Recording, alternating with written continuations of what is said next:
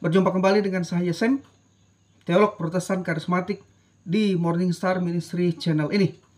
Kiranya kasih karunia dan damai sejahtera dari Allah Bapa dan Tuhan kita Yesus Kristus dan persekutuan Roh Kudus menyertai kita sekalian.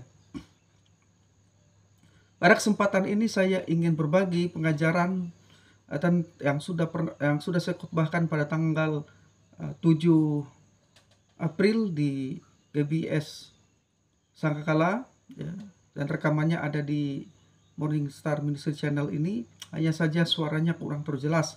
Karena itu saya mengulangi lagi pengajaran ini di sesi ini, di video ini, dengan tema nekromansi dan larangan Alkitab terkait praktek perdukunan atau paranormal. Saya akan membaca saja ayat kita terkait dengan larangan praktek perdukunan dulu, ya. Imamat pasal 19 ayat yang ke-26b dan ayat 31. Dikatakan, janganlah kamu melakukan telaah atau ramalan. Jangan. Ya. Janganlah kamu berpaling kepada arwah atau kepada roh-roh peramal. Janganlah kamu mencari mereka, dan dengan demikian menjadi najis karena mereka. Akulah Tuhan Allahmu. Jadi kepada umat Israel dilarang melakukan praktek telaah ataupun ramalan atau praktek perdukunan atau paranormal, ya. Jadi dilarang melakukan praktek perdukunan. Lalu kemudian ada yang membuat pledoi seperti ini. Saya tidak praktek perdukunan, tapi saya memang datang ke paranormal atau dukun untuk minta nasihat petunjuk. Apakah itu boleh? Jawabannya tidak boleh. Karena di ayat 31 dikatakan, jangan kamu berpaling kepada arwah atau kepada roh peramal. Janganlah kamu mencari mereka. Jadi praktek tidak boleh, ya. Mencari orang-orang yang praktek paranormal perdukunan juga untuk mendapatkan pertolongan juga tidak boleh. Itu adalah larangan Tuhan kepada umatnya. Kemudian Imamat 20 ayat 27 dikatakan, apabila seorang laki-laki atau perempuan dirasuk arwah atau roh peramal, pastilah mereka dihukum mati, yakni mereka harus dilontari dengan batu dan darah mereka tertimpa kepada mereka sendiri. Pada saat itu, jadi Israel, larangan itu benar-benar jelas dan hukumannya juga jelas, ya, terkait dengan praktek perdukunan atau praktek paranormal ini, ya. Jadi orang-orang yang praktek perdukunan dan datang kepada praktek perdukunan dilarang oleh Tuhan, ya. Itu adalah larangan bagi umat Israel, umatnya pada waktu itu. Kemudian di Ulangan pasal 18 ayat 10 sampai 13. Maaf.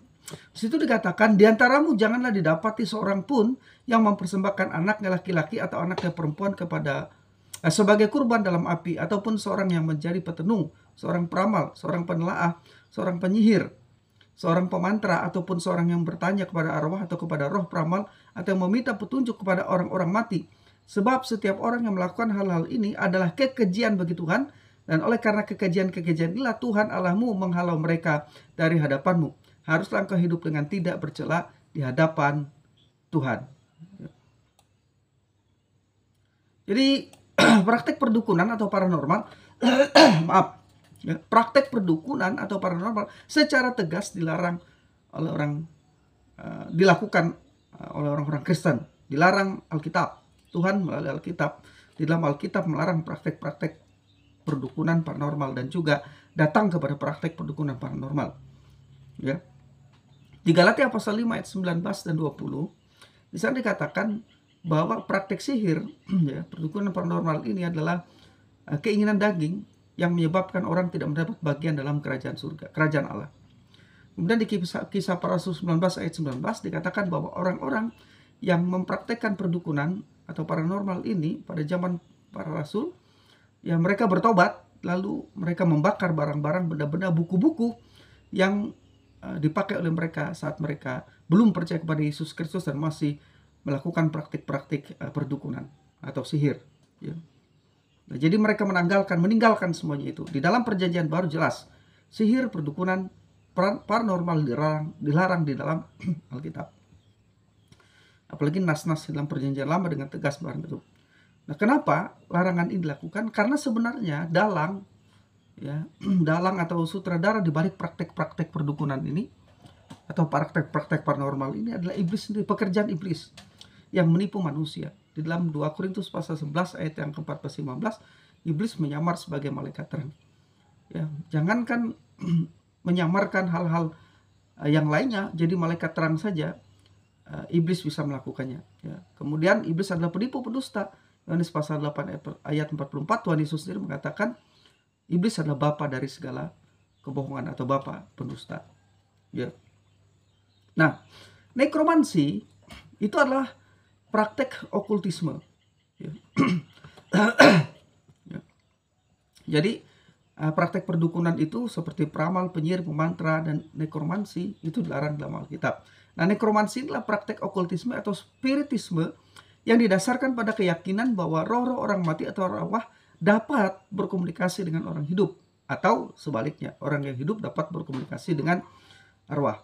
Nah, melalui pihak ketiga atau medium atau mediator atau perantara.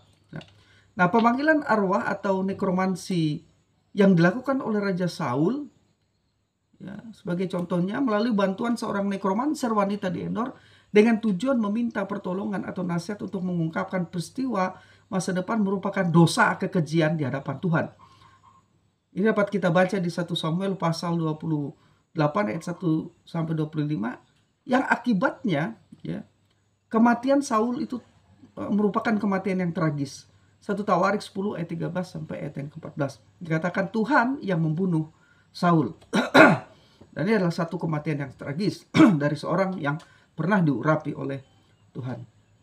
Itu dihubungkan dalam 1 Tawarik 10 ayat 13 dengan karena Saul, ya, mencari pertolongan atau mencari pertolongan kepada arwah.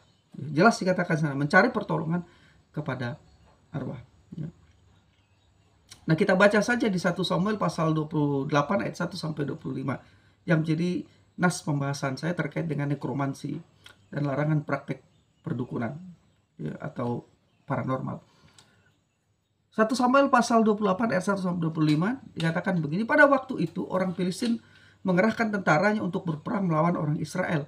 Lalu berkatalah Akis kepada Daud, ketahuilah baik-baik bahwa engkau beserta orang-orangmu harus maju berperang bersama-sama aku dalam tentara.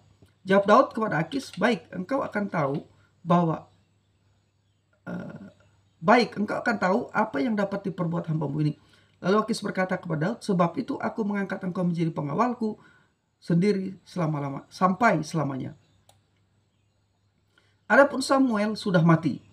Jadi katakan sini Samuel sudah mati. Seluruh orang Israel sudah meratapi dia dan mereka telah menguburkan dia di Rama, di kotanya, dan Saul telah menyingkirkan dari dalam negeri para pemanggil arwah dan roh peramal.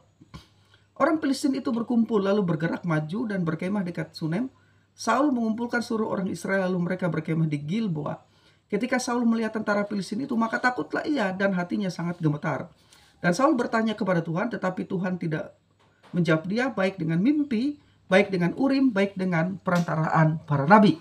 Lalu berkatalah Saul kepada para pengawalnya, carilah bagiku seorang perempuan yang sanggup memanggil arwah, maka aku hendak pergi kepadanya dan meminta petunjuk kepadanya. Para pegawainya menjawab dia, di Endor ada seorang perempuan yang sanggup memanggil arwah.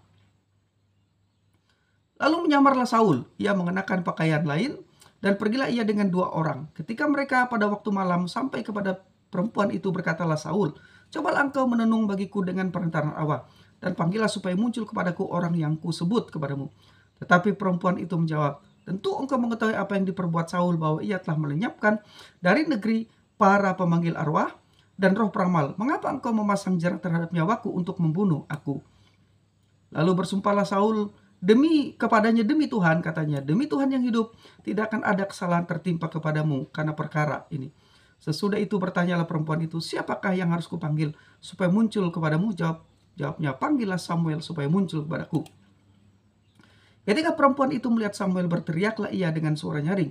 Lalu perempuan itu berkata kepada Saul, demikian mengapa engkau menipu aku? Engkau sendirilah Saul. maka berbicara raja kepadanya, janganlah takut, tetapi apakah yang kau lihat? Perempuan itu menjawab Saul, aku melihat sesuatu yang ilahi muncul dari dalam bumi. Kemudian bertanyalah ia kepada perempuan itu, bagaimana rupanya? Jawabnya, ada seorang tua muncul berselubungkan jubah. Maka tahulah Saul bahwa itulah Samuel, lalu berlututlah ia dengan mukanya sampai ke tanah dan sujud menyembah. Sesudah itu berbicara Samuel kepada Saul, mengapa engkau mengganggu aku dengan memanggil aku muncul? Kata Saul, aku sangat dalam keadaan terjepit. Orang Filistin berperang melawan aku dan Allah telah undur daripadaku. Ia tidak menjawab aku lagi, baik dengan perantara nabi maupun dengan perantara mimpi. Sebab itu aku memanggil engkau, supaya engkau memberitahukan kepadaku apa yang harus kuperbuat. Lalu berbicara Samuel, ya, mengapa engkau bertanya kepadaku padahal Tuhan telah undur daripadamu dan telah menjadi musuhmu? Tuhan telah melakukan kepadamu seperti yang difirmankannya dengan perantaranku, yakni Tuhan telah mengoyakkan kerajaan dari tanganmu dan telah memberikannya kepada orang lain, kepada Daud. Karena engkau tidak mendengarkan suara Tuhan dan tidak melaksanakan murkanya menyala-nyala itu atas Amalek. Itulah sebabnya Tuhan melakukan hal itu kepadamu pada hari ini. Juga orang Israel bersama-sama dengan engkau akan diserahkan Tuhan ke dalam tangan orang Filistin. Dan besok engkau serta anak-anakmu sudah ada bersama-sama dengan daku. Juga tentara Israel akan diserahkan Tuhan ke dalam tangan orang Filistin. Pada saat itu juga rebahlah Saul memanjang ke tanah sebab ia sangat ketakutan. Oleh karena perkataan Samuel itu juga tidak ada lagi kekuatannya karena sehari semalam itu ia tidak makan apa-apa. Perempuan itu mendekati Saul lalu melihat bahwa Saul sangat terkejut. Kemudian berkatalah perempuan itu kepadanya, lihat budakmu ini telah mendengarkan permintaanmu. Aku telah mempertaruhkan nyawaku dan mendengarkan perkataan yang kau katakan kepadaku. Oleh sebab itu kiranya engkau pun mendengarkan permintaan budakmu ini. Izinkanlah aku menyajikan kepadamu sepotong roti. Makanlah supaya ada kekuatanmu apabila engkau berjalan pula. Tetapi Saul menolak dan berkata, aku tidak mau makan. Tetapi ketika para pengawalnya serta perempuan itu juga mendesak, maka didengarkannya lah permintaan mereka. Lalu bangkitlah ia dari tanah dan duduk di balai-balai. Perempuan itu mempunyai seekor anak lembu tambun di rumahnya. Maka segeralah ia menyembelih itu. Ia mengambil tepung diremasnya dan dibakarnya menjadi roti yang beragi. Roti yang tidak beragi. Maaf. Dihidangkannya semuanya itu ke depan Saul dan ke depan para pegawainya. Lalu mereka makan, kemudian bangkitlah mereka dan pergi pada malam itu juga. Saudara, ya, terkait dengan bacaan kita di 1 Samuel pasal 28 sampai 25 mengenai kasus pemanggilan roh Samuel dalam ayat tersebut, terjadi perdebatan yang tajam di kalangan sarjana Injili. Meskipun mereka sepakat bahwa praktik nekromansi itu atau praktik perdukunan paranormal itu dilarang, ya. Dan itu sebabnya beberapa tahun yang lalu, ya, saya tidak mengkhotbahkan ini karena memang ada pandangan-pandangan yang berbeda di kalangan sarjana Injili. Saya baru mengkhotbahkan dari 1 Samuel pasal 28 ayat 1-26 ini kemarin pada tanggal 7 setelah saya mendapatkan kepastian terhadap pendirian saya sendiri terhadap penafsiran siapakah yang dipanggil itu, apakah benar-benar roh Samuel ataukah penipuan dari setan. Nah, jadi di kalangan sarjana Injili sendiri terdapat dua pandangan, ya, terkait pemanggilan roh Samuel tersebut. Apakah itu benar-benar Samuel atau tidak. Jadi terdapat dua pendapat yang berbeda mengenai siapa yang dipanggil keluar oleh dukun wanita di Endor gitu. Ya, saudara tidak perlu heran apabila ada pandangan yang nantinya berbeda dengan pandangan saya. Karena memang di kalangan sarjana Injili ada dua pandangan yang berbeda terkait teks ini. Ya, kelompok pertama meyakini bahwa yang dipanggil keluar oleh dukun wanita itu benar-benar roh Samuel. Namun yang menyebabkan munculnya roh Samuel itu bukan kuasa dari dukun melainkan Allah. Ya. Nah, saya pun percaya bahwa nekromancer atau paranormal atau dukun tidak bisa memanggil arwah. Ya, itu sebenarnya adalah penipuan. Namun dalam kasus 1 Samuel pasal 28 ini, sebagian sarjana Injili yang meyakini bahwa itu benar-benar roh Samuel.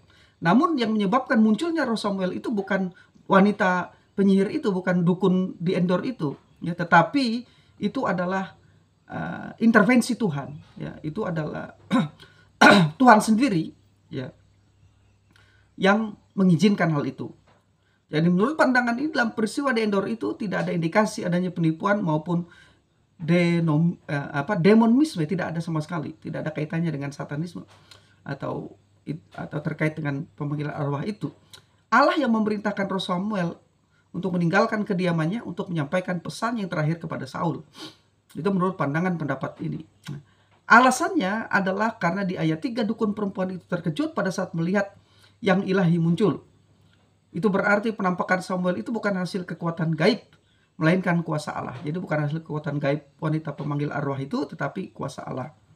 Dan saya juga percaya bahwa memang wanita ini tidak bisa memanggil arwah, ya, tidak bisa, ya.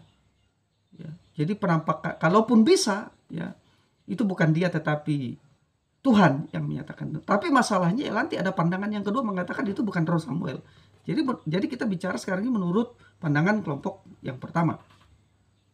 Ya, jadi mereka berpendapat bahwa itu bukan hasil dari kekuatan gaib, melainkan kuasa Allah yang memunculkannya. Jadi saya juga percaya, ya. Jadi persoalan sini bukan persoalan Tuhan bisa atau tidak bisa. Ya, ini bukan, Tuhan bisa dan Tuhan dapat. Kalau pemanggil arwah atau nekromancer itu tidak bisa. Tidak bisa memanggil arwah. Jadi jika pertanyaannya, dapatkah arwah dipanggil? Ya, orang yang sudah mati dipanggil. Dapatkah seorang yang mati itu menampakkan dirinya? Ya, jika pertanyaan itu maka jawabannya dapat jika Tuhan mengizinkan. Ya. Tapi jika pertanyaannya dapatkah pemanggil arwah atau nekromancer memanggil roh orang mati? Jawabannya tidak dapat. Tidak bisa. Tidak bisa. Ya. Nanti saya jelaskan kenapa alasannya tidak bisa. Lalu siapa yang menampakkan diri kepada para pemanggil arwah? Ya, itu adalah penipuan dari roh-roh setan, roh-roh jahat. Ya. Nah, jadi kita melihat di sini, mereka juga berpendapat bahwa untuk mendukung pandangannya, kelompok ini berpendapat bahwa jika Allah sanggup mendatangkan Musa dan Elia dalam penampakan bersama Yesus di satu bukit, di bukit transfigurasi yang dicatat Lukas 9:30, maka ia juga sanggup melakukan hal yang sama dengan roh Samuel. Jadi persoalannya itu sebenarnya bukan sanggup atau Allah itu sanggup atau tidak sanggup. Ya. Persoalannya bukan di situ. Ya. Persoalannya bukan di situ. Ya. Nanti saya akan jelaskan. Persoalannya bukan masalah Allah itu sanggup atau tidak sanggup. Saya percaya Allah sanggup. Ya. Dan yang perlu Bapak Ibu Saudara ketahui ialah bahwa argumentasi tersebut kurang kuat. Sebab peristiwa penampakan Musa dan Elia di Lukas 9 ayat 30 sampai 31 berbeda dengan kisah penampakan roh Samuel. Sangat berbeda sekali. Ya. Dan dalam penampakan roh Samuel dan Elia, dalam penampakan roh Musa dan Elia tidak ada dikatakan bahwa mereka itu muncul dari dalam bumi. Sedangkan roh Samuel itu dikatakan muncul dari dalam bumi. Ya. Pada saat penampakan Musa dan Elia, Allah mengutus Musa dan Elia untuk menyampaikan pesan kepada Yesus mengenai rencana Allah bagi keselamatan umat pilihan. Lalu kematiannya di kayu salib. Ya. Nah, dalam kasus tersebut tidak ada bukti Musa dan Elia berbicara dengan para murid. Tidak ada sama sekali. Mereka berbicara dengan para murid. Ya. Ya. Tidak ada indikasi bahwa peristiwa demikian akan terulang lagi. Jadi Elia dan Musa tidak muncul dari dalam bumi. Elia dan Musa tidak berbicara kepada para murid. Ya. Tapi dalam kasus Samuel, ya, roh Samuel yang dipanggil itu, dikatakan bahwa roh itu yang menyerupai Samuel itu munculnya dari dalam bumi. Ya. Kemudian Saul berbicara kepada dia. Ya. Nah, kemudian apa lagi? Ya. Bahwa praktek Urim, Allah tidak menjawab Saul. Ketika Saul bertanya meminta petunjuknya, Tuhan tidak menjawab dia, baik melalui mimpi, Urim Tumim, dan juga melalui para nabi tidak bicara.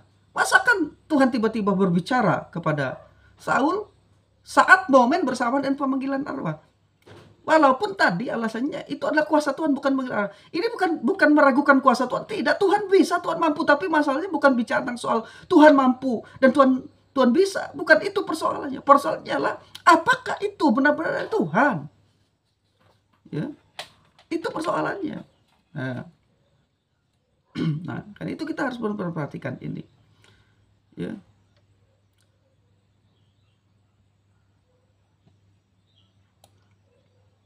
Itu kelompok pandangan yang pertama. Sekarang pandangan yang kedua. Ya, kelompok kedua menentang pendapat bahwa roh itu adalah roh Samuel. Mereka percaya bahwa roh orang mati tidak dapat dipanggil keluar dari tempatnya. Nah, karena itu menurut pandangan ini, kasus di Endor yang muncul itu bukan roh Samuel, melainkan roh setan yang menyamar sebagai Samuel dengan tujuan untuk menipu Saul. Dalam kasus 1 Samuel 28 ayat 14 terkandung tujuan roh jahat terhadap Saul, yaitu supaya Saul menyembahnya. Pandangan ini menegaskan bahwa yang muncul itu adalah bukan roh Samuel tetapi roh setan. Ya. Ada beberapa alasan yang diajukan dalam pandangan ini. Yang pertama, tidak ada bukti bahwa ada yang melihat roh itu adalah roh Samuel. Bahkan wanita di Endor itu yang memanggil arwah itu pun tidak kenal kalau itu Samuel. Saul mengidentifikasi Samuel setelah mendengarkan penjelasan dari wanita itu. Ya. Wanita itu melihat sesuatu yang ilahi. Kemudian wanita itu mengatakan bahwa dia melihat seorang pria tua yang berjubah. Dan itu pula terjadi di malam hari. Baik wanita itu maupun Samuel dan penulis Alkitab kitab 1 Samuel ini juga tidak memberitahu ya, bahwa itu benar-benar Samuel. Ya. Tidak ada bukti. Ada yang melihat bahwa itu benar-benar roh Samuel. Karena 1 Samuel 28 itu ditulis oleh saksi mata, tetapi bukan oleh saksi mata, tetapi oleh Nabi Nathan maupun Gad atau editor yang berdasarkan laporan yang keluar dari istana Saul. Nah, alasan yang kedua, Samuel telah melarang orang-orang berhubungan dengan petenung, dan Saul kemudian membasmi semua petenung. Ya. Dan yang ketiga, perkataan roh yang muncul kontradiktif, sebab di satu sisi diakui sebagai Samuel, ya, dan mau menipu Saul. Padahal di sisi lain dikatakan bahwa Tuhan telah undur dari Saul. Ya. Nah, jadi kalau Tuhan telah undur dari Saul, bagaimana? Dan Tuhan menolak untuk menjawab melalui mimpi, Urim dan Tumim. Lalu bagaimana? Ya, kita bisa mempercayai bahwa itu adalah penampakan Samuel yang benar-benar diutus oleh Tuhan. Sedangkan dengan cara-cara yang memang Tuhan inginkan untuk menampakkan diri atau menyatakan dalam Tuhan, sarana-sarana komunikasi Tuhan kepada umat pada waktu itu, baik melalui mimpi Urim dan Tumim, serta melalui para nabinya, Tuhan saja tidak mau berbicara kepada Saul. Ya, lalu bisa tiba-tiba di sini orang meyakini bahwa itu adalah Samuel, benar-benar Samuel, karena Tuhan yang ingin berbicara kepada Saul untuk menyampaikan pesan terakhirnya. Nah, namun yang terpenting ialah meskipun kedua kelompok Injili ini berbeda pendapat terkait apakah di Endor itu benar-benar roh Samuel atau bukan, namun keduanya sepakat bahwa praktek nekromansi dan apa yang dilakukan oleh Saul tersebut merupakan perbuatan dosa dan dilarang dalam Alkitab yang mengakibatkan kematian tragis dari Saul. Nah, bagaimana dengan pendapat saya? Saya sendiri berpegang pada pandangan yang kedua, bahwa dalam kasus di Endor yang muncul itu bukanlah roh Samuel. Memang dulunya saya berpegang pada pandangan yang pertama, namun setelah saya mempelajari lagi, ya, saya yakin bahwa itu bukan benar-benar roh Samuel, tetapi itu adalah tipuan dari roh setan yang menyamar sebagai Samuel dengan tujuan untuk menipu Saul agar menyembahnya. Dan terbukti di 1 Samuel 28:14 dikatakan, maka tahulah Saul bahwa itulah Samuel. Lalu berlututlah ia dengan mukanya sampai ke tanah dan sujud menyembah. Nah, kalau ini roh Samuel, benar-benar roh Samuel, maka ia tidak akan mengizinkan Saul menyembahnya. Itu yang harus saudara pahami. Samuel tidak akan menerima penyembahan dari Saul, karena tidak ada nabi yang boleh disembah. Hanya Tuhan saja yang disembah. Larangannya jelas di Ulangan 6 ayat 13, Matius 4 ayat 10, dan Lukas pasal 4 ayat 8. Ya. Bahkan Yesus pun mengatakan hanya Tuhan saja yang disembah. Ya. Ketika setan mencobai dia. Nah, lebih lanjut saya akan menjelaskan sedikit latar belakang dari 1 Samuel pasal 28 ini. Konteks 1 Samuel 28 ini mulai dengan narasi, ya, yaitu ketegangan dan ketakutan dirasakan oleh Raja Saul pada saat Israel menghadapi ancaman serangan militer dari bangsa Filistin. Saudara bisa lihat di ayat 4 pasal 28. Pada waktu itu Nabi Samuel sudah meninggal. Di ayat 1, dalam keadaan takut dan gentar, maka Saul bertanya kepada Tuhan. Namun Tuhan tidak menjawab, baik melalui mimpi, Urim, maupun dengan perantaraan seorang nabi. Pada umumnya pada waktu itu, sarana komunikasi Tuhan adalah melalui mimpi, Urim, dan seorang nabi. Ya. Jadi Saul meminta berulang-ulang petunjuk dari Tuhan, tapi Tuhan tidak berbicara. Sekali lagi, Saul meminta petunjuk dari Tuhan, tapi Tuhan tidak menjawab, baik melalui mimpi, Urim, maupun nabi. Saul akhirnya meminta para pengawalnya agar mencarikan seorang perempuan yang sanggup memanggil arwah. Jadi dia berpaling. Dan ini merupakan puncak dari pemberontakan, ketidaksetiaan, ya, dan kejahatan pemberontakan Saul maksud saya di hadapan terhadap Tuhan. Jadi singkat cerita, akhirnya pada malam hari dengan menyamar Saul didampingi oleh 2 orang pengawal, dia pergi menemui seorang dukun wanita di Endor yang juga adalah seorang nekromanser yang dapat memanggil arwah. Alasan Saul berangkat waktu malam ialah karena Saul takut menghadapi ancaman dari tentara Filistin. Dan karena Tuhan tidak menjawab dia pada saat ia meminta nasihatnya. Saul berharap akan memperoleh petunjuk dan solusi bagi masalah yang sedang ia dan umat Israel hadapi. Saul meminta agar dukun perempuan tersebut memanggil roh Samuel kepadanya. Jadi atas permintaan Saul, nekromanser ini diminta untuk memanggil roh Samuel, memanggil arwah Samuel. Nah, tentu saja kejadian peristiwa ini sangat ironis. Karena di satu sisi Saul menyingkirkan para pemanggil arwah, ya, dan di lain sisi justru ia saat itu meminta petunjuk kepada mereka. Ini adalah puncak dari kejatuhan yang bertahap dari Raja Saul. Kejatuhan Raja Saul itu bertahap. Ya. Saudara lihat ada setidaknya 6 tahap dari kejatuhan Raja Saul di dalam catatan Alkitab. Yang pertama, dia melakukan pengorbanan yang sombong. Ya. Akibatnya hilang kerajaan dinubuatkan. Yang kedua, kutukan yang bodoh. Ya, dia membuat sebuah kutukan, akibat kutukan itu menimpa Yonatan anaknya sendiri. Di 1 Samuel 14 ayat 28. Pengorbanan yang sombong tadi di 1 Samuel 13. Saudara bisa baca di sana. Yang ketiga, ya, selanjutnya kejatuhan yang pertama ialah ia menolak membunuh Agag raja Amalek. Ya. Akibatnya kerajaannya hilang darinya, dinubuatkan. 1 Samuel 15, saudara bisa baca di sana. Nah, yang berikutnya dia kehilangan persekutuan dengan Tuhan. Saudara bisa baca di 1 Samuel 26. Tuhan tidak menjawab dia ketika dia meminta kepada Tuhan. Berarti dia sudah kehilangan persekutuan dengan Tuhan. Ya. Nah, kemudian akibatnya apa? Ya. Dia yang kelima meminta pertolongan nekromanser atau pemanggil arwah. 1 Samuel 28 ayat 19. Saya ingin mengingatkan saudara sebagai orang Kristen, apabila saudara yang sudah Kristen, sudah bertahun-tahun menjadi Kristen, sudah datang ke gereja, tiba-tiba saudara datang meminta pertolongan kepada arwah melalui bantuan seorang dukun paranormal atau nekromanser, itu bisa jadi merupakan indikasi Tuhan tidak mendengar jawaban saudara karena saudara jauh dari Tuhan. Itu berarti saudara sudah tidak setia kepada Tuhan.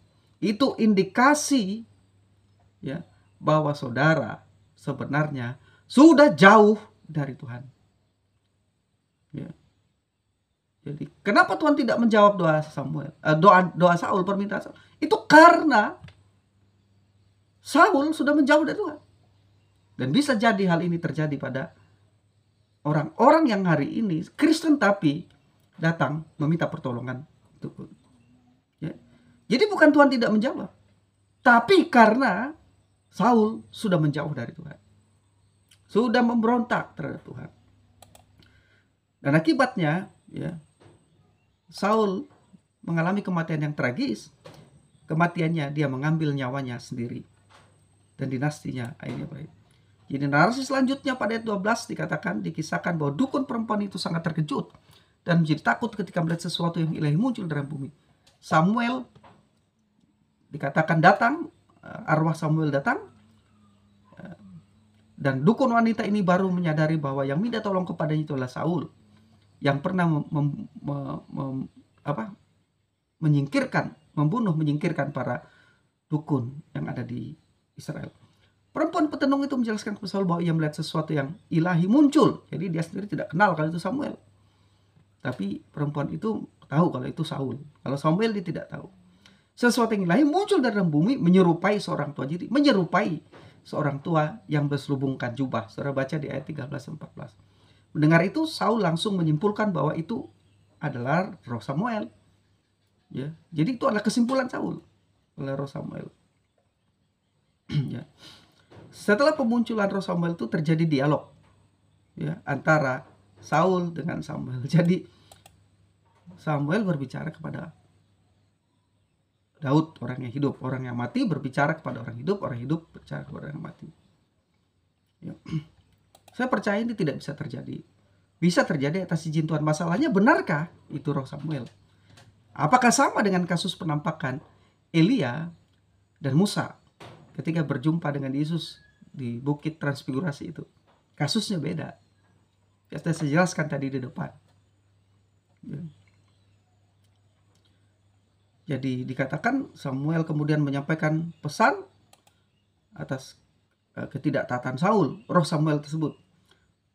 Dan dikatakan bahwa ia dan keluarganya akan mengalami kekalahan perang dan berakhir dengan kematian. Ya, sedangkan tentara Israel akan diserahkan kepada orang-orang Filistin. Setelah mendengar informasi tersebut, Saul menjadi sangat takut, hilang kekuatannya, dan ia dikatakan pingsan. Ya. Ia dibujuk oleh dukun supaya makan. Jadi ada semacam persekutuan. Ya. Dia bukannya memanggil arwah, tetapi juga bersekutu, duduk makan dengan seorang pemanggil arwah. Dan itu adalah dosa kekejian di hadapan Tuhan. Nah, terkait dengan penafsiran 1 Samuel 28 di atas, sudah saya jelaskan tadi, posisi saya itu meyakini bahwa yang muncul dalam peristiwa di Endor itu bukan roh Samuel. Dan ini memang kontra dengan pandangan beberapa sarjana Injil lainnya. Tetapi itu adalah roh setan yang menyamar sebagai roh Samuel dengan tujuan menipu dan menyesatkan agar Saul menyembah dia. Ya. Nah, saudara lihat tadi bahwa di dalam 1 Samuel 14 Saul tersungkur sujud menyembah kepada arwah Samuel itu. Harusnya kalau itu arwah Samuel bilang, jangan menyembah aku, sembah saja Tuhan yang mengutus aku. Harusnya kan begitu. Ya. Di dalam kitab Wahyu ada malaikat yang disembah. Itu Rasul Yohanes tersungkur di depan malaikat itu. Malaikat terus bilang, jangan sujud menyembah aku. Ya, penyembahan itu hanya milik Tuhan, bukan milik nabi, bukan milik utusan Tuhan, bukan milik rasul-rasul, bukan milik hamba-hamba Tuhan. Di dalam Alkitab, semua hamba-hamba Tuhan tidak akan mencuri kemuliaan Tuhan dengan menerima penyembahan. Ini arwah Samuel menerima penyembahan, tidak melarang Saul menyembah dia. Ya. Karena memang saya berpandangan itu bukan roh Samuel, tapi tipuan. Lalu ada yang berkata begini, bukankah dia menyampaikan firman Tuhan? Ya, setan mengutip firman Tuhan. Setan ketika mencoba Yesus mengutip firman Tuhan. Iblis mencoba Yesus mengutip firman Tuhan. Di Taman Eden, iblis tahu firman Tuhan, hanya memutarbalikkan firman Tuhan. Dan ketika nubuat Samuel disampaikan kepada Saul, saat peristiwa peperangan dan orang Amalek itu, pemberontakan Saul ketika melakukan pengorbanan sendiri, iblis mendengar, tahu nubuat itu, tahu firman Tuhan disampaikan oleh Nabi Samuel kepada Saul. Iblis tahu. Maka jangan main-main. Saudara harus benar-benar pelajari firman Tuhan, baca firman Tuhan, miliki persoalan dengan Tuhan. Ya. Dan saudara benar bergantung kepada Roh Kudus. Kenapa? Karena setan juga tahu firman Tuhan, tapi dia mempelintir. Bidat-bidat itu mengajar pengajaran sesat dengan menggunakan ayat-ayat Alkitab. Dan sebagian menyampaikan ayat Alkitab itu secara utuh, tapi tafsirannya yang berbeda. Ayat Alkitab atau bagian-bagian Alkitab tertentu dibacakan dengan utuh, tapi tafsirannya itu yang keliru, yang sesat. Nah, jadi bukankah Samuel menyampaikan firman Tuhan? Arwah ini tadi menyampaikan, ya, memang menyampaikan firman Tuhan. Ya, tapi saya yakin itu bukan roh Samuel. Tapi itu adalah tipuan dari setan. Jika berkata bahwa bukankah dia menyampaikan firman Tuhan? Setan bisa berbicara dengan menggunakan firman Tuhan. Dan dia tahu ayat Alkitab. Karena bidat-bidat juga menggunakan bagian-bagian atau ayat-ayat tertentu dalam Alkitab dan dibacakan secara utuh. Tapi implementasinya, penafsirannya yang berbeda. Ya. Jadi alasan bahwa dia menyampaikan firman Tuhan, arwah itu menyampaikan firman Tuhan, bukan menjadi alasan. Ya.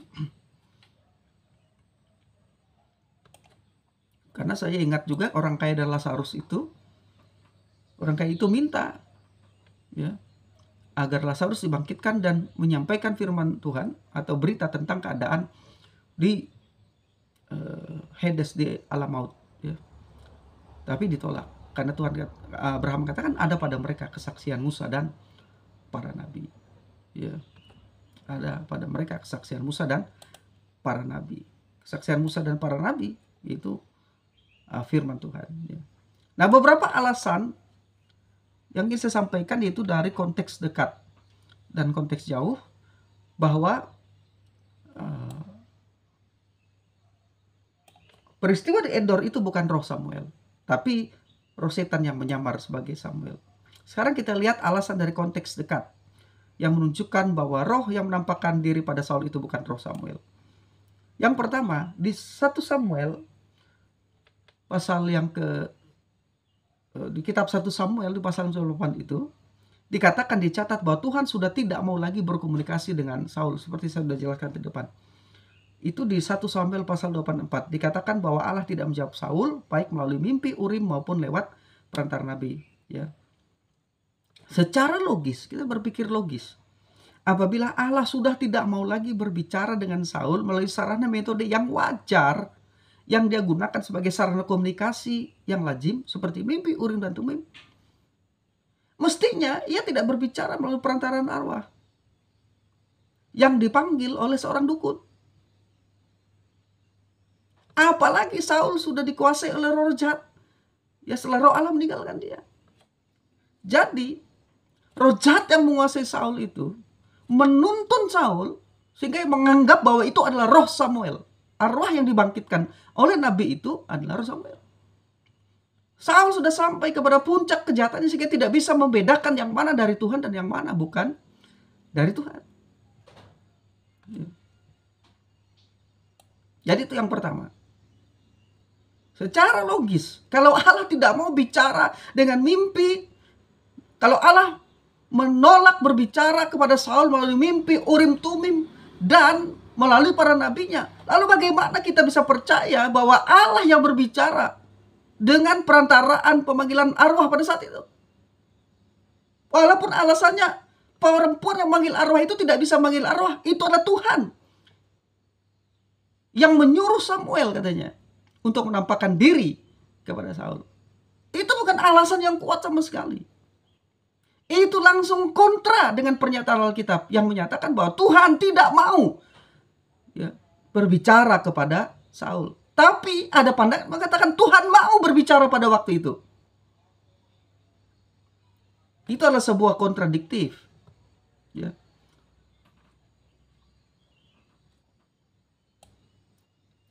Yang kedua, pemakaian kata arwah dalam 1 Samuel 28 ayat 7 sama dengan di Imamat pasal 20 ayat 27 dan 1 Tawarik pasal 10 ayat 3, yaitu kata Ibrani ob, ya. Bukan menunjuk kepada roh-roh orang mati, melainkan kepada roh-roh jahat. Perlu diketahui bahwa kata ob menunjuk pada 3 makna yang berbeda. Yang pertama, ya, lubang tanah yang sengaja digali sebagai pintu keluar bagi roh orang-orang mati yang dipanggil keluar, ya. 1 Samuel 28 ayat 7. Yang kedua, roh-roh orang mati yang membuat kekacauan. Jadi penggunaan kata itu digunakan di dalam Yesaya 29 ayat 4. Dan yang ketiga, kata op itu digunakan untuk petenung atau dukun yang dipakai oleh iblis untuk memanggil roh orang mati untuk dimintai informasi. Imamat 19 ayat 31, Imamat 20 ayat 6, dan Imamat 27, Ulangan 18 ayat 11, 1 Samuel 28 ayat 3, ayat 9, kemudian 2 Raja-Raja 21 ayat 6, 2 Raja-Raja 23 ayat 24, Yesaya 8 ayat 19. Nah, menurut konteksnya, untuk konteks Imamat 20 ayat 27 dan 1 Samuel 28 ayat 7, lebih tepat menerapkan arti yang ketiga. Itu kata op itu, ya, bahkan sebanyak 16 kali lebih banyak, ya, sekitar 16 kali dipakai untuk menggambarkan jenis medium atau perantara yang menghubungkan roh-roh jahat, ya. Nah, jadi kata arwah di situ sebenarnya tidak menunjuk kepada benar-benar roh Samuel, tetapi kepada roh-roh setan.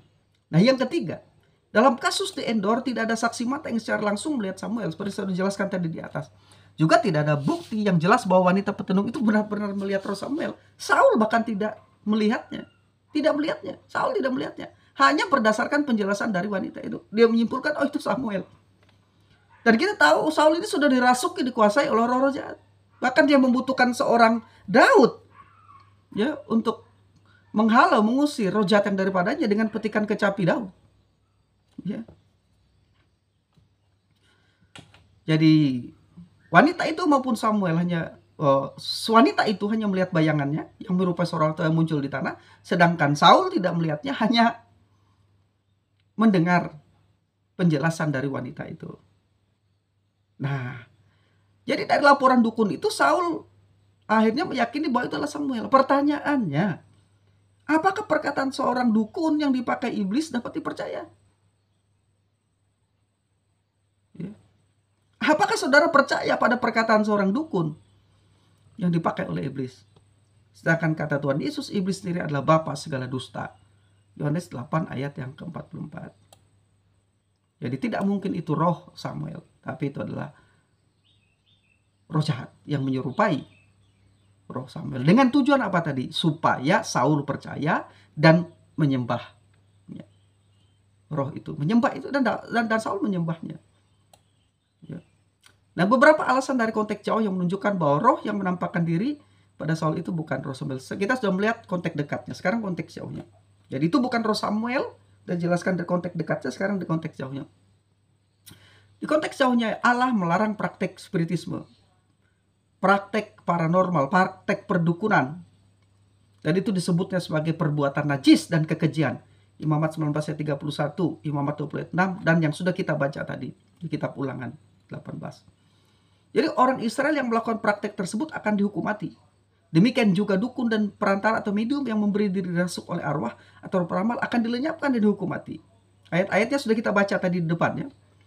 Tapi saya sebutkan lagi Imamat 20-27. Bagian lain dari perjanjian lama juga melarang praktek-praktek spiritisme serupa. Ulangan 18 ayat 11, 1 Samuel 28 ayat 3 dan ayat 9, 2 Raja-Raja 21 ayat 6, 2 Raja-Raja 23 ayat 24, 2 Tawarik 33 ayat 6, Yesaya 18 ayat 19, dan Yesaya 19 ayat 3. Kenapa? Karena spiritisme atau paranormal itu dilarang oleh Allah. Maka ia tidak mungkin melanggar larangannya sendiri dengan mengizinkan pemanggilan arwah Samuel itu. Ia tetap konsisten dengan larangannya. Karena ia adalah Allah yang setia dengan apa yang sudah diucapkannya.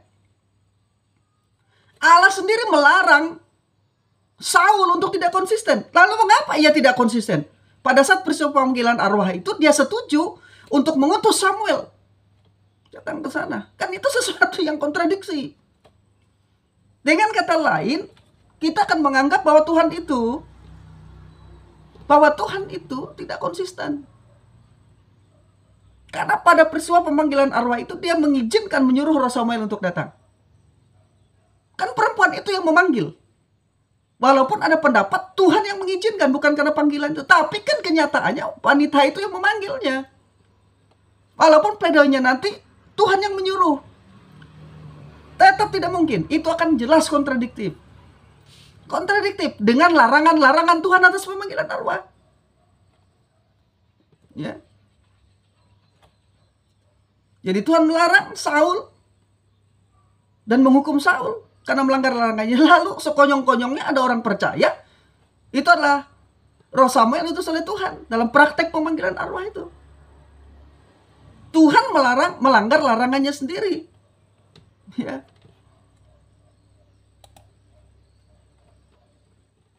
Nah, itu saja itu kontradiktif. Firman Tuhan tidak pernah berubah untuk selama-lamanya. Dan menurut 1 Tawarik 10 ayat 13 sampai 14 itu, Saul mati karena Tuhan yang membunuh dia. Tuhan yang membunuh Saul itu melalui tangannya sendiri dengan bunuh diri. Karena ia tidak setia pada Tuhan alasannya dan tidak berpegang pada firman Tuhan. Dan ia meminta petunjuk dari arwah dikatakan. Salah satu alasan kenapa Tuhan membunuh Saul itu karena dia memanggil arwah. Dikatakan di 1 Tawarik pasal 10 ayat 13-14 saya baca. Demikianlah Saul mati karena perbuatannya yang tidak setia terhadap Tuhan. Oleh karena ia tidak berpegang pada firman Tuhan. Dan juga karena ia telah meminta petunjuk dari arwah. Jelas sekali. Ia telah meminta petunjuk dari arwah. Ya. dan tidak meminta petunjuk Tuhan. Tidak meminta petunjuk Tuhan. Tidak meminta petunjuk Tuhan. Meminta petunjuk arwah. Lalu bisakah kita berkata itu petunjuk Tuhan? Itu roh Samuel yang dari Tuhan? Sedangkan sekarang ia tidak meminta petunjuk Tuhan. Ia memanggil arwah, perhatikan. Ia telah meminta petunjuk arwah dan, masih koma itu, tidak meminta petunjuk Tuhan. Sebab itu Tuhan membunuh dia dan menyerahkan jabatan raja itu kepada Daud. Itu alasan yang kedua. Allah melarang praktek spiritisme. Masakan Allah sendiri datang pada saat peristiwa panggilan arwah itu dengan mengutus Samuel ke situ. Bersamaan persis dengan wanita itu memanggil arwah. Tidak. Ya. Jadi alasan itu tidak kuat bahwa itu diperintahkan oleh Tuhan. Roh Samuel itu datang. Kemudian yang kedua, alasan yang kedua dalam konteks jauh, roh orang percaya, termasuk roh Samuel, tidak berada di bumi lagi. Ketika mati, sejak mereka meninggal, roh-roh mereka itu dikumpulkan Allah bersamanya, tempat yang bernama intermediate state. Nah, intermediate state itu ada dua, tempat perkumpulan orang-orang yang percaya, roh orang percaya, dan orang-orang mati, berbeda. Yang satu di Hades, yang satu di Firdaus. Dan mereka menjadi milik Allah selama-lamanya, orang percaya ini. Karena nanti bisa baca Ayub 7 ayat 9 sampai 10, kemudian 1 Tesalonika 4 ayat 13 dan Wahyu 14 ayat 13. Jadi Alkitab menggambarkan orang-orang percaya umat Tuhan yang mati langsung ke intermediate state, ke Firdaus. Bersama-sama. Mereka adalah milik Allah, menunggu hari kebangkitan nantinya. Ya. Mereka dibawa ke Firdaus. Dan kini Firdaus itu berada di atas 2 Korintus 12 ayat 2 sampai 4. Nah, Alkitab menegaskan bahwa roh orang mati dan orang itu tidak bisa saling berhubungan. Kalau kita melihat narasi yang digambarkan oleh Injil Lukas di Lukas pasal 16 ayat 26, ya, tidak bisa ada hubungan antara orang mati dengan orang hidup. Nah, apabila roh orang percaya termasuk Samuel tidak lagi berada di bumi, ini logikanya.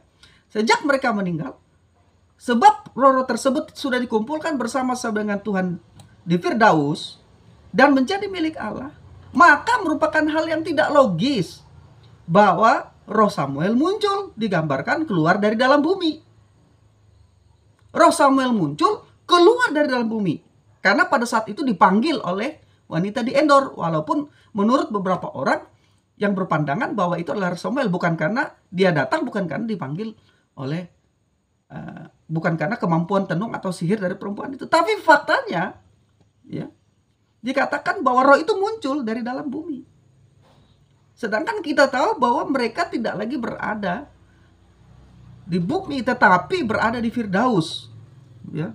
Dan Firdaus itu selalu digambarkan di atas bersama dengan Allah. Jadi Samuel digambarkan keluar dari bumi. Roh Samuel tersebut. Biasanya kalau hal yang berasal dari Allah selalu dilukiskan turun dari atas. Bahkan Elia dan Musa menampakkan diri kepada Yesus, dikatakan muncul dari bumi. Tidak. Elia dan Musa tidak muncul dari dalam bumi. Mereka tuh berada di atas bersama dengan Allah. Berada di intermediate state di Firdaus. Ya, sekarang Samuel rohnya itu berada di mana? Di bawah bumi ataukah bersama dengan Tuhan di Firdaus? Kan logikanya begitu. Kalau itu benar-benar roh Samuel, harusnya dia tidak muncul dari dalam bumi saat wanita Endor itu memanggilnya. Tapi datang secara tiba-tiba. Bisa terjadi. Bukan muncul pelan-pelan dari dalam bumi. Ya. Biasanya, lazimnya kalau itu berasal dari Allah selalu dilukiskan dari langit, dari atas, bukan keluar dari bumi. Keluar 16 ayat 4, saudara baca di sana. Mazmur 78 ayat 24. Mazmur 104 ayat 7, Mazmur 147 ayat 16, Matius 3 ayat 16, Markus 1 ayat 10, Lukas 3 ayat 22, Yohanes 1 ayat 32. Jadi sesuatu yang dari Tuhan itu selalu dinyatakan dari atas, bukan dari bawah.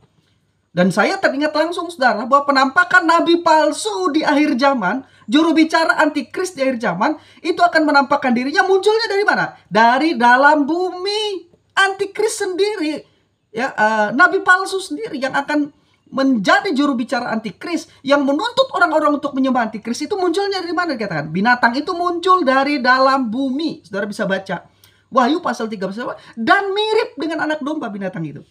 Setan itu selalu menipu, mirip dengan anak domba, munculnya dalam bumi. Bahkan nabi palsu, juru bicara antikris, yang akan dilemparkan Tuhan nanti, nabi palsu dan antikris ini ke neraka, itu munculnya dari mana? Dari bumi. Ini semakin menguatkan saya, walaupun ini hubungannya bukan implikasi langsung, tetapi implikasi tidak langsung, tapi secara logis. Allah kalau berbicara, ya, itu penampakannya dinyatakan bisa terjadi tiba-tiba, tetapi tidak muncul dari dalam bumi. Ya, justru roh antikris, nabi palsu, munculnya dari dalam bumi. Antikris, binatang palsu itu muncul dari dalam laut. Satu binatang disebut antikris, dan satunya lagi di Wahyu pasal 13 muncul dari bumi, nabi palsunya. Ya. Dan Samuel digambarkan seperti seorang tua. Roh Samuel itu muncul dari dalam bumi. Ya. Saya semakin tidak yakin bahwa itu adalah Roh Samuel. Dan saya hubungkan dengan Wahyu pasal 13 dan 11. Nabi palsu munculnya dari dalam bumi dan menuntut penyembahan. Dan roh yang menyerupai roh Samuel tadi yang muncul dari bumi tadi disembah oleh Saul. Tersungkur sampai ke tanah langsung sembah. Dan roh itu tidak melarang. Kalau itu Nabi Samuel, dia pasti akan segera, Saul bangun, bangkit, jangan sembah aku. Ya, itu. Karena iblis yang menipu itu selalu menuntut penyembahan. Bahkan dari Yesus dia menuntut penyembahan. Di Matius pasal 14. Semua ini kekayaan sudah aku berikan kepadamu, asal aku sembah aku. Tapi Yesus katakan, hanya Allah yang disembah. Dan semua nabi juga mengarahkan umat Tuhan untuk menyembah Allah saja. Ini roh Samuel tidak mengarahkan Saul untuk menyembah Allah. Harusnya kalau itu roh Samuel, dia akan menuntut supaya Saul bukan menyembah itu, menyembah Allah. Nah, alasan argumentasi yang ketiga, Saul mati karena ia tidak setia kepada Tuhan dan telah meminta petunjuk dari arwah dan tidak meminta petunjuk Tuhan. 1 Tawaris 10:3. Dari teks ini yang sudah kita baca tadi depan, jelas jika yang muncul itu benar-benar Samuel, tentu tidak disebut sebagai arwah. Tapi di situ disebut sebagai arwah. Dan ia tidak meminta petunjuk Tuhan, tapi kepada arwah. Dan kalau yang datang itu adalah Tuhan, jelas dikatakan, walaupun ia meminta petunjuk kepada arwah, tapi Tuhan yang datang, ya, menyatakan itu kepadanya. Tapi di dalam teks itu tidak ada narasi yang menyatakan bahwa memang benar-benar itu dari Tuhan. Ya. Saul disalahkan karena tidak meminta petunjuk Tuhan dalam 1 Tawarik 10:13-14 itu. Secara logis jika yang muncul itu adalah roh Samuel dan Tuhan berbicara melaluinya, tentu Saul tidak akan disalahkan. Tapi di situ Saul disalahkan. Lagi pula Samuel adalah nabi atau perantara firman Tuhan semasa hidupnya. Fakta ini membuktikan itu bukan roh Samuel. Itu bukan roh Samuel. Justru dengan gampangnya roh itu tadi mengatakan, mengapa engkau memanggil aku dari tempatku? Lah, kalau Tuhan mengutusnya, Samuel akan berkata, aku datang di sini karena Tuhan yang mengutus aku. Bukan karena perempuan itu, bukan karena engkau. Tapi itu kan narasinya beda. Mengapa engkau memanggil aku? Memanggil dengan siapa? Perantaraan arwah. Ya bagaimana bisa itu roh Samuel? Kan logikanya begitu. Nah itu konteks jauhnya. Ya bagi mereka yang berpegang bahwa itu adalah roh Samuel, ya silahkan saja. Tapi saya sudah menjelaskan konteks dekat dan konteks jauhnya. Ya, dan terbukti saat Saul menyembah roh itu, dia tidak menolaknya. Harusnya dia tolak. Sembah Allah saja, bukan aku. Dan dia tidak akan berkata, kenapa engkau memanggil aku dari tempatku? Tapi dia akan berkata, Tuhan mengutus aku ke sini untuk menyampaikan pesan terakhirmu untukmu. Kan begitu. Akhirnya, saya ingin menyampaikan ini. Nekromansi atau pemanggilan arwah dan praktek perdukunan sejenis yang merupakan praktek okultisme yang dilarang oleh Allah bagi orang Kristen. Barang siapa yang melanggar larangan ini pasti akan menerima konsekuensi yang serius dari Tuhan. Seperti pengalaman Saul. Kematian yang tragis. Yang kedua, ini saya sampaikan adalah bahwa nekromansi berarti tidak orang yang melakukan praktek nekromansi atau datang kepada dukun atau pemanggil arwah berarti dia tidak bergantung kepada Tuhan. Tidak bergantung kepada Tuhan untuk meminta pertolongan Tuhan atau mendapatkan informasi. Hati-hati Bapak Ibu Saudara. Kalau saudara sudah berdatang kepada dukun, itu tandanya saudara sudah tidak lagi bergantung kepada Tuhan dan saudara sudah hilang persekutuan dengan Tuhan. Allah telah berjanji untuk memberi hikmat dan menjawab doa kita. Ya. Allah selalu ingin bawa kita kepada kebenaran hidup, tetapi iblis ingin bawa kita kepada kebohongan yang serius untuk semakin menjauh dari Tuhan. Yang ketiga, praktek nekromansi pasti melibatkan setan. Pasti melibatkan setan. Pelaku akan membuka diri terhadap serangan iblis. Setan dan para pengikutnya berusaha untuk menghancurkan orang-orang percaya. Berusaha agar kita terpisah dari kebenaran hikmat Allah. Alkitab menyatakan, lawanlah iblis. Lawanmu si iblis berjalan keliling sama seperti singa yang mengamuk dan mencari orang yang ditelannya. 1 Petrus 5 ayat 8. Dalam hal pemanggilan roh Samuel melalui seorang nekromancer atau peramal petenung perempuan di Endor. Dalam kasus itu, ya Saul meminta pertolongan itu dengan tujuan untuk meminta hasil pertolongan, maka yang dipanggil itu bukan roh Samuel, tetapi itu adalah roh setan yang menyamar sebagai Samuel. Lalu dia berkata, bukankah dia menyampaikan firman Tuhan? Ya, benar firman yang disampaikan. Tapi dia sudah merekam firman itu karena firman itu sudah disampaikan Samuel jauh sebelumnya. Setan tahu firman Tuhan, tahu isi firman Tuhan. Bidat-bidat juga menggunakan ayat-ayat Alkitab yang kadang dikutip secara lengkap, tapi salah tujuannya, penggunaannya dan penafsirannya yang salah. Jadi yang dipanggil itu bukan roh Samuel. Karena dalam 1 Samuel 28 ayat 14 terkandung tujuan roh jahat terhadap Saul, yaitu supaya Saul menyembahnya. Dan terbukti Saul menyembah arwah itu, roh itu yang dianggap sebagai roh Samuel atau arwah itu, yang diyakini sebagai Samuel oleh Saul, disembah oleh dia. Dan roh itu tidak menolak untuk disembah. Itu menunjukkan bahwa itu bukan dari Tuhan. Yang terakhir, ini saya sampaikan. Akhirnya, Bapak, Ibu, saudara-saudara, sebagai orang Kristen, saya mengingatkan